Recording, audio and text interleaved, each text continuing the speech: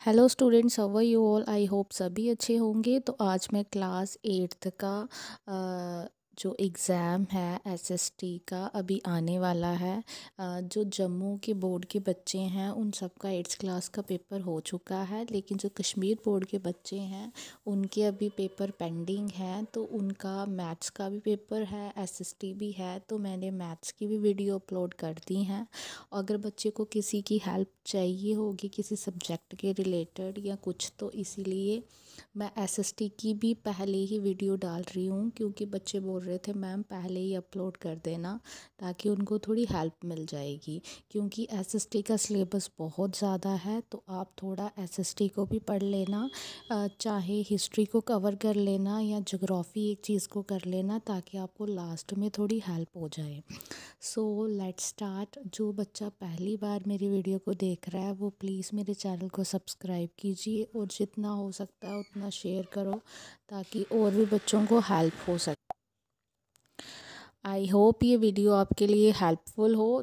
तो let's start. मैं video को स्टार्ट करती हूँ। देखिए, हिस्ट्री है, ज्योग्राफी है और सिविक्स है। ठीक है, तीन ही टॉपिक्स हैं।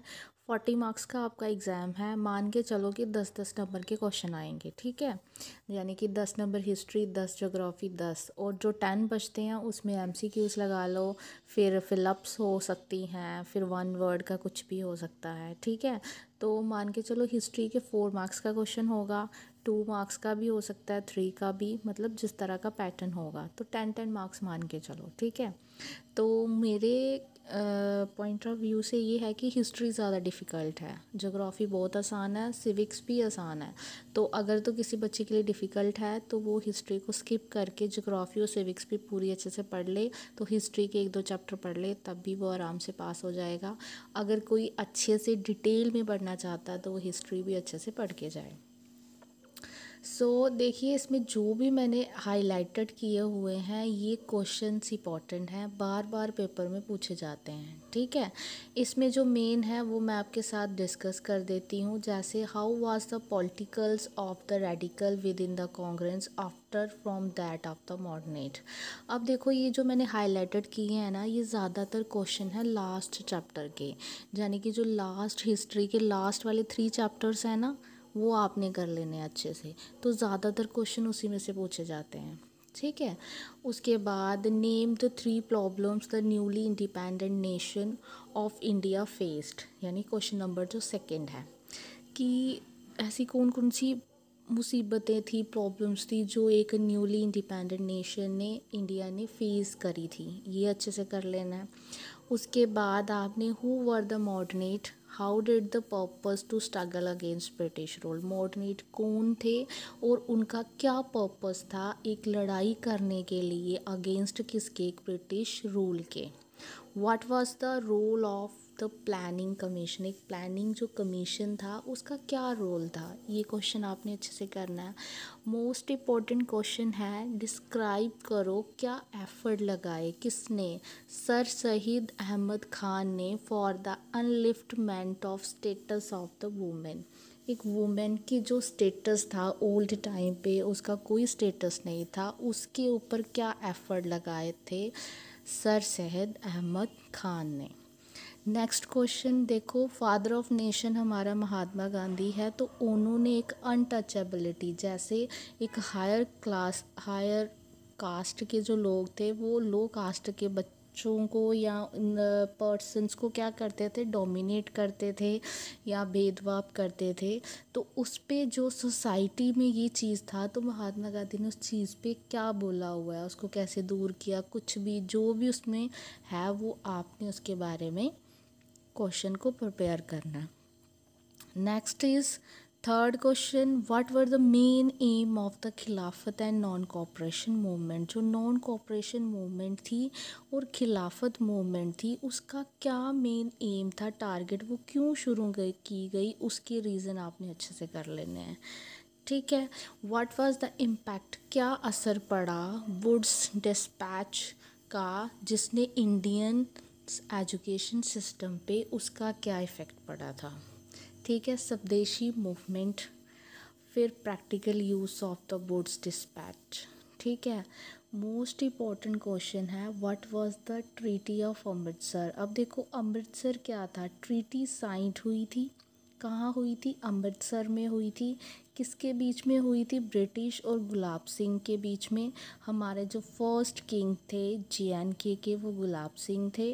उन्होंने 75 लैक्स ब्रिटिश को दे के ये पूरा JNK ख़रीदा था, ठीक है। और ट्रीटी ये साइंड हुई थी कि कोई बाहर का पर्सन आके यहाँ रूल नहीं कर सकता और ना ही कोई चीज़ को ख़रीद सकता है। तो अभी क्या हुआ, अभी 370 एक्ट क्या हो गया, ख़त्म हो गया। उस वजह से क्या हुआ, बाहर का कोई भी पर्सन आके यहाँ पे क्या कर सकता है, ज़मीन को ले भी सकता है, बिजनेस भी कर सकता है, सब कुछ कर सकता है, ठीक है। तो इसके बारे में पढ़ना। अब उसके बाद करण सिंह थे, उनका एजुकेशन में क्या रोल था। हरी सिंह जो हैं वो लास्ट किंग थे, उनका क्या रोल था।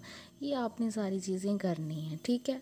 छोटे छोटे क्वेश्चन हैं। Rowlatt act, non cooperation movement, Muslim League कब बनी। देखो जब एक हिंदू लड़ाई कर रहे थे तो वो बोल रहे थे हमें आज़ादी चाहिए, लेकिन जो मुस्लिम थे, मुस्लिम भी थे इंडिया में, तो उनको भी तो आज़ादी चाहिए थी। उन्होंने इसलिए अलग तरह से, मतलब जैसे तैसे हो रहा था वैसे लोग अपनी अपनी एक कम्युनिटी, एक ग्रुप बना के ब्रिटिश के अगेंस्ट क्या कर रहे थे, प्लान कर रहे थे किसी तरह उनको डैमेज किया जाए, ठीक है, उनको ख़त्म किया जाए, ठीक है, और ये यहाँ से चले जाएं, ठीक है। उसके बाद ये मैंने जो बता दिए क्वेश्चन, ये इंपॉर्टेंट छोटे छोटे 1 मार्क्स के आपने करने हैं। उसके बाद आ गया ज्योग्राफी। देखो ज्योग्राफी का जो लास्ट चैप्टर है उसको अच्छे से पढ़ लेना अगर आपने अच्छा स्कोर करना है। जो उससे पहले वाला चैप्टर है वो भी पढ़ो, लेकिन लॉन्ग क्वेश्चन आपको लास्ट चैप्टर में से ही ज़्यादा मिलेंगे। अब जो मैंने येलोश किए हैं ऑलमोस्ट ये सारे ही इम्पोर्टेंट है, बट जो मैं आपको ओरली बता रही हूँ वो ज़्यादा इम्पोर्टेंट है।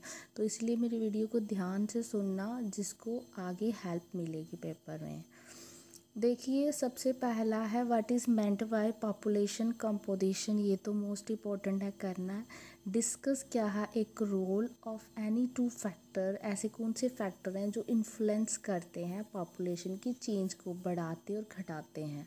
अब देखो बढ़ाना और घटाना के बड़े ज़्यादा सिस्टम हो सकते हैं। जैसे अगर पब्लिक फैसिलिटी ज़्यादा मिलना शुरू हो जाए तो क्या होगा, लोग मरना कम हो जाएंगे। जब लोग मरेंगे नहीं तो लोग पैदा तो हो रहे हैं, तो उस केस में क्या होगा, उसकी पॉपुलेशन हमारी बढ़ना शुरू हो जाएगी। लेकिन अगर पब्लिक फैसिलिटी ना मिले, हेल्थ केयर ना मिले प्रॉपर, तो लोग मरना शुरू हो जाएंगे। अगर मर गए तो भी पॉपुलेशन क्या हो जाएगी, डिक्रीज़ हो जाएगी। जैसे कोविड आ गया, ऐसे अगर कोई पैंडमिक डिसीज़ आ जाता है जिससे डैमेज हो जाती हैं चीज़ें, तो उसको क्या होगा, उससे भी पॉपुलेशन कहीं ना कहीं क्या हो जाएगी, डिक्रीज़ इंक्रीज़ हो जाएगी, ठीक है। उसके बाद है ये क्वेश्चन हो गया, ठीक है। अच्छा, डिस्कस वेरियस फैक्टर्स, ये भी सेम है, आप लिख सकते हो उसमें भी। उसके बाद है हाउ, कैसे एक social culture and economic factor effect करता है डिस्ट्रीब्यूशन ऑफ पॉपुलेशन को, ठीक है। What are the causes of the uneven distribution of population in the world.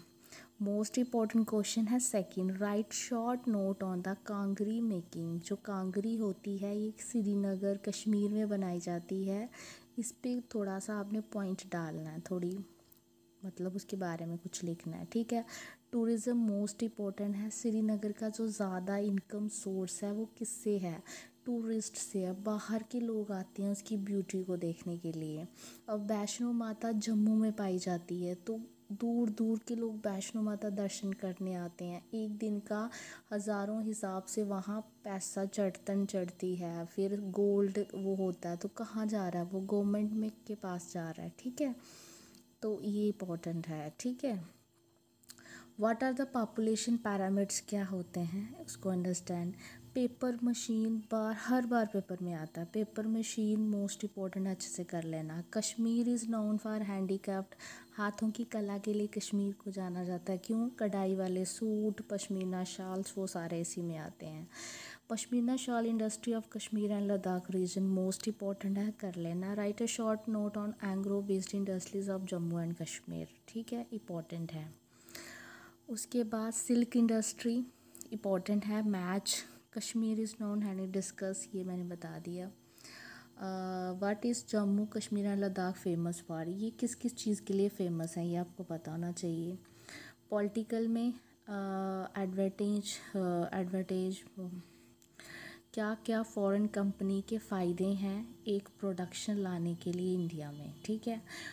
Do you think क्या विक्टिम है भोपाल जब ट्रेजिडी हुई थी, काफ़ी मज़दूर मर गए थे, तो कहीं ना कहीं पुअर लोगों को बहुत ज़्यादा प्रॉब्लम फेस करना पड़ा था, ठीक है। उसके बारे में सोशल इंक्लूजन क्या है जम्मू एंड कश्मीर में, मोस्ट इम्पॉर्टेंट है why was the scheduled caste and the scheduled tribes prevention of the atrocity act 1989 framed, इसके ऊपर क्वेश्चन कर लेना, ठीक है। इम्पोर्टेंट है whose point of the view do you agree with, ये अच्छे से कर लेना। पैराग्राफ बताना है water supply situation in your area में, ठीक है, तो आप उसको कैसे टैकल करोगे, ठीक है। ये सारे हैं, दैट्स ऑल, ठीक है। इसमें मैंने बता दिया क्या इम्पोर्टेंट है क्या नहीं। और ज्योग्राफी के आपको 2 ही चैप्टर आने हैं, ओल्ड ही पैटर्न फॉलो होगा, बाहर से कोई कुछ नहीं आएगा, जो कुछ भी आएगा बुक से आएगा। इम्पोर्टेंट क्वेश्चन जितने मैंने बताए हैं इतने भी पढ़ लो तो आपके लिए फ़ायदा रहेगा।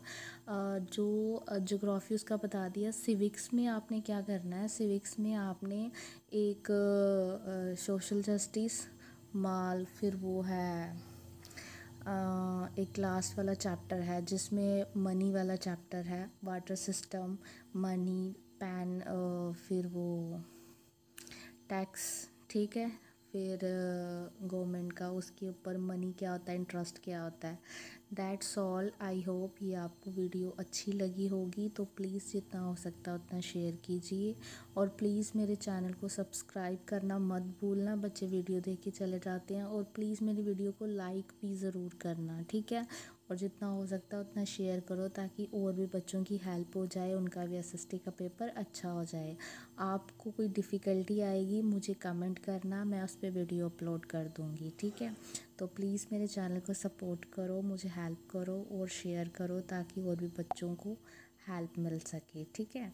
तो अगर आपको कोई डिफ़िकल्टी, अब देखिए अब तो आपके पेपर्स हैं, एग्ज़ाम है, जब आपका न्यू सेशन होगा 9th का, तो मैं एवरी वीक जितनी हो सकेगी आपको एक चैप्टर की इम्पोर्टेंट चीज़ें डिस्कस करके अपलोड कर दूँगी ताकि आपको आगे वाले सेशन में हेल्प मिलेगी, ठीक है। तो अपने क्लासमेट को, फ्रेंड्स को, सबको शेयर करो, सबकी हेल्प हो और आपकी भी हो। थैंक यू सो मच मेरी वीडियो को देखने के लिए, थैंक यू।